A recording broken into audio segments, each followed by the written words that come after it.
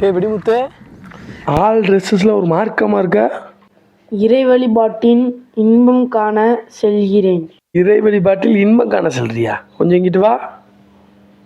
டே இங்கிட்ட வாடா. நீ அதுக்குள்ள ஆள் இல்லையே. எங்கே போகிற? கோயிலுக்கு. கோயிலுக்கா? எந்த கோயிலுக்கு? முனீஸ்வரர் கோயில். முனீஸ்வரர் கோயிலா?